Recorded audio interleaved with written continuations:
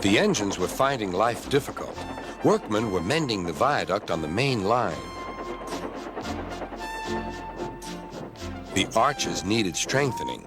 Sir Topham Hatt did not want to close the railway while the work was done, and so repairs took a long time.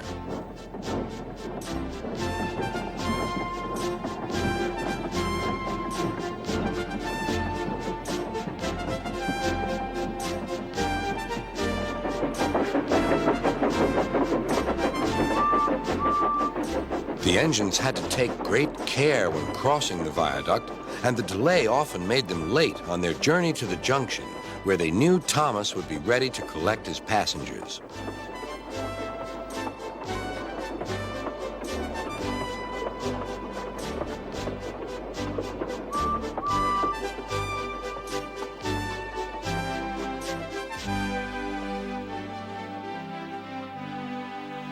Thomas grew crosser and crosser. "Time's time," he grumbled. "Why should I keep my passengers waiting while Henry and James dawdle about all day on viaducts?"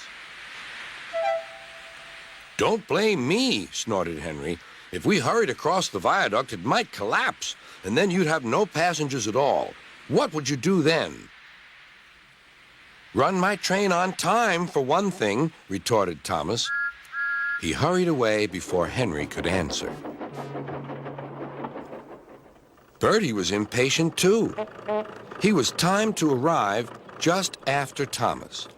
His passengers found that instead of going straight from the bus to their train, they were kept waiting till Thomas arrived. Soon Bertie grew cross with Thomas. "Late again," he remarked, as Thomas panted wearily in.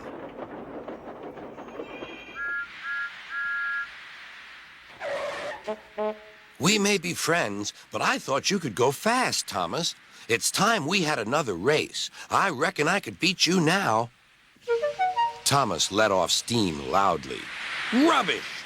he hissed fiercely. "It's those main line engines. They dither about on the viaduct, and they blame Sir Topham Hatt's workmen. It's just an excuse for laziness, if you ask me."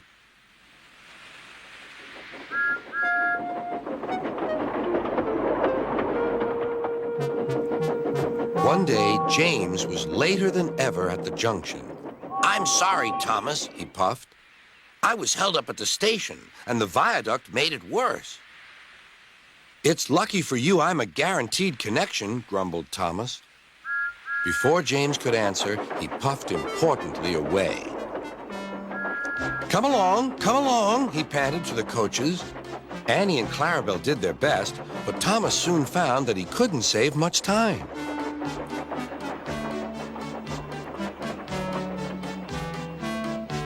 Suddenly, Thomas saw Bertie ahead.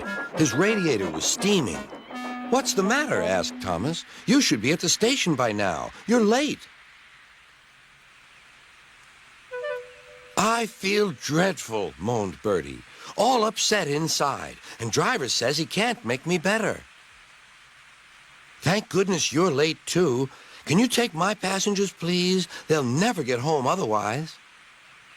"Of course," agreed Thomas. He now felt sorry for Bertie and promised to get help at the next station. Thomas set off again. Already he felt much more cheerful, and Bertie's passengers, traveling in Annie and Clarabelle, all reached home safely.